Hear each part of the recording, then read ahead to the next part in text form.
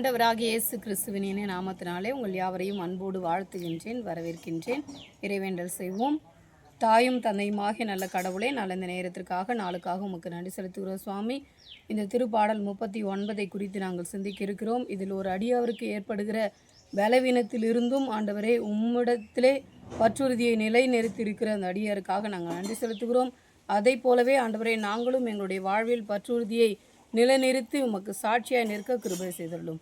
இவை அனைத்தும் எங்கள் மீட்பர் இரட்சகரும் ஆகிய இயேசு கிறிஸ்துவின் மூலம் வேண்டிக் கொள்கிறோம் எங்கள் அன்பின் கடவுளே, ஆமென்.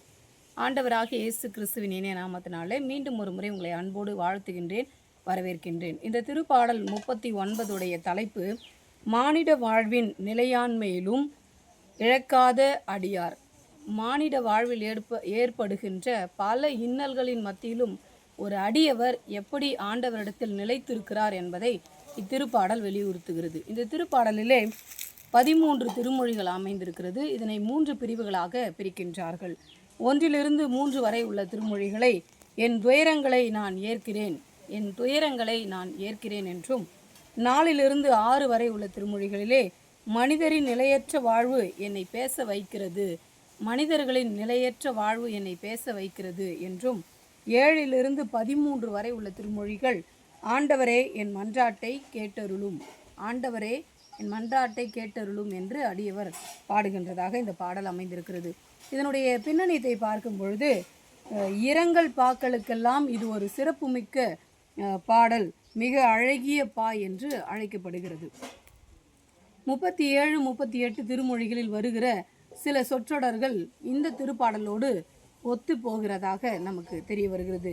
37வது திருப்பாடலில் நல்லோர் தீயோர் அவர்களுடைய வாழ்வு பற்றியும், 38வது திருப்பாடலில் நோயுற்ற ஒரு அடியவர் எப்படி ஆண்டவர் மீது உறுதியான பற்றுறுதி வைத்திருக்கிறார் என்பதையும், இந்த 39வது திருமொழியிலே நிலையற்ற இந்த உலகில் ஆண்டவர் நம்மை எப்படி நிலைப்படுத்துகிறார் என்று அடியவர் உணர்ந்து பாடுவதை இத்திருப்பா நமக்கு வலியுறுத்துகின்றது.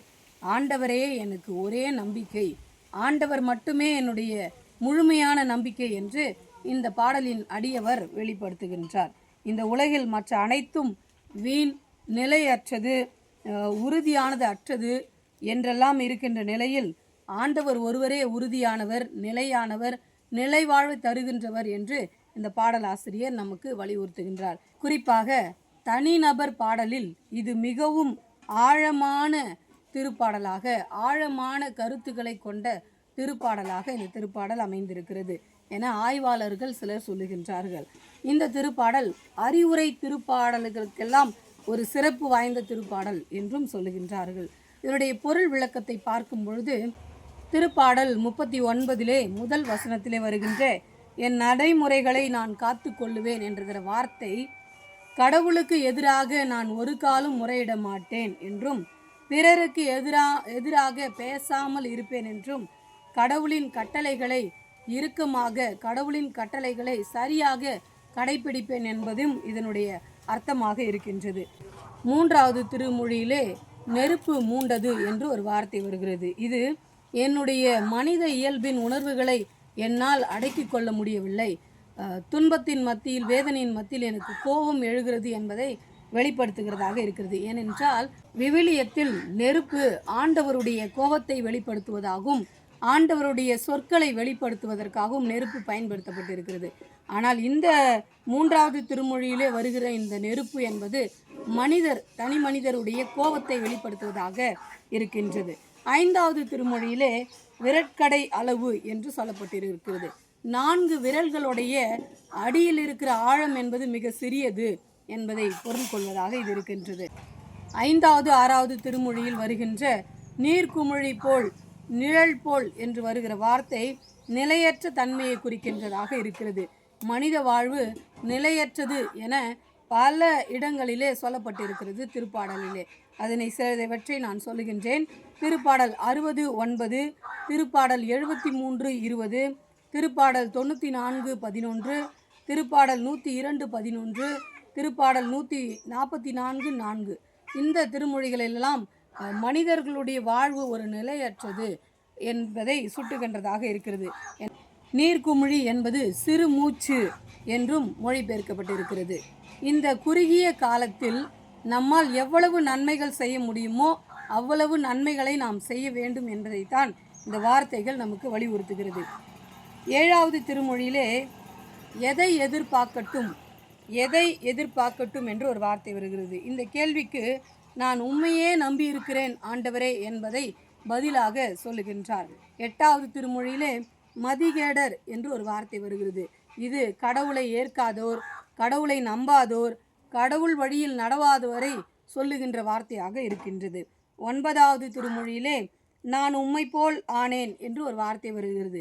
இது மனிதர் எதிர்த்து பேச முடியாது, ஏனெனில் நானே பாவி, மற்ற மனிதர்களை நான் தண்டிக்க மாட்டேன், ஏனென்றால் நானே ஒரு பாவியாக இருக்கிறேன் என்று அடியவர் யாரையும் தண்டிக்காத நிலையை சுட்டுகின்றதாக இருக்கிறது. ஏனென்றால் இயேசு கிறிஸ்துவும் கூட தன்னுடைய வாழ்வில் யாரையும் தண்டிக்காமல் இருந்தார். அதை போலவே இருப்பதாக இந்த பாடலாசிரியர் நமக்கு வலியுறுத்துகின்றார். 11வது திருமொழியிலே பூச்சி அரிப்பது போல் என்று ஒரு வார்த்தை வருகிறது. இது மனிதருடைய அழகு பூச்சி அரிப்பது போல் இருக்கிறது, அது அழிந்து விடக்கூடியது, எனவே அதற்கு ஒரு பெரிய முக்கியத்துவத்தை கொடுக்காமல் இருக்க வேண்டும் என்பதை வலியுறுத்துகிறது. 2வது திருமொழியிலே நான் ஒரு அந்நியன் நாடோடி என்று ஒரு வார்த்தை வருகிறது. இது நாடு கடவுளுக்கு சொந்தமானது, இஸ்ரவேல் மக்கள் மற்றவர்கள் குடியிருக்கிற நாம் அனைவரும் அந்நியராக கருதப்படுகின்றனர். லேவியராகமும் 25ஆம் அதிகாரம் 23வது திருமொழியிலே நம்மால் பார்க்க முடிகிறது. இதில் வருகிற 2 வார்த்தைகள் அந்நியர் என்றால் என்ன, நாடோடி என்றால் என்ன என்று பார்க்கும் பொழுது, அந்நியர் என்றால் வெளி இடத்தார், வெளி இனத்தார், வெளிநாட்டார் என்று நாம் கொள்ளலாம். ஆனால் நாடோடி என்பதற்கு ஒரு இடத்தில் சில காலம் தங்கி பிற்பாடு வேறு இடத்தில் போய் தங்குகிறவர்களை நாடோடிகள் என்பார்கள். இந்த அந்நியர்கள் நாடோடிகள் இந்த 2 நிலையுமே இஸ்ரவேலருடைய ஏழ்மை தன்மையை குறிப்பதாகவும் இருக்கின்றது. லேவியராகமும் 19ஆம் அதிகாரம் 10வது திருமொழியிலும், லேவியராகமும் 23ஆம் அதிகாரம் 22வது திருமொழிகளிலும் இதை நம்மால் பார்க்க முடிகிறது. 13வது திருமொழியிலே யோபு ஒடுக்கப்பட்ட நிலையை ஒப்பிட்டு இந்த திருமொழியிலே இந்த அடியவர் ஒப்பிடுவதை சொல்ல முடிகிறது. இந்த 39வது திருமொழியிலே யோபு கெஞ்சுவது போல இந்த அடியாரும் இந்த தண்டனையிலிருந்து என் தப்புவித்தருளும் ஆண்டவரே என்று கெஞ்சுகின்றதை நம்மால் பார்க்க முடிகிறது. நிறைவாக இந்த 39வது திருப்பாடல் மனித வாழ்வு நிலையற்றது, பெயர், பெருமை, புகழ், பதவி இவை அனைத்துமே வீண், இந்த உலக சுகத்திற்காக நாம் அனைத்திற்கும் நாம் அடிமையாகி இருக்கிறோம் என்று சொல்லப்படுகிறது. ஆனால் நாம் நம்புகிற கடவுள் நம்பிக்கை உள்ள கடவுள், வாழ்வளிக்கின்ற கடவுளாக இருக்கின்றார்.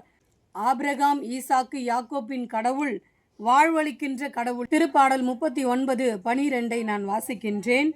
கர்த்தாவே, என் ஜெபத்தை கேட்டு என் கூப்பிடுதலுக்கு செவிகொடும், என் கண்ணீருக்கு மௌனமாயிராதேயும். என் பிதாக்கள் எல்லாரையும் போல நானும் உமக்கு முன்பாக அந்நியனாய் பரதேசியாய் இருக்கிறேன் என்று சொல்லப்பட்டிருக்கிறது. இந்த திருமொழிகளுக்கு ஒத்ததான் ஆபிரகாம், ஈசாக்கு, யாக்கோப்பின் கடவுள் வாழ்வளிக்கின்ற கடவுள். அந்த வாழ்வளிக்கின்ற கடவுளை நம்புகிற நாம் உறுதியான விசுவாசத்தோடு இருக்க வேண்டும் என்று இந்த அடியவர் நிறைவு செய்கின்றார். ஒருபுறம் நிலையற்ற தன்மை, மறுபக்கம் வாழ்வளிக்கின்ற கடவுள். ஆண்டவர் தாமே திருமொழிகளை ஆசிர்வதிப்பாராக. ஆமென்.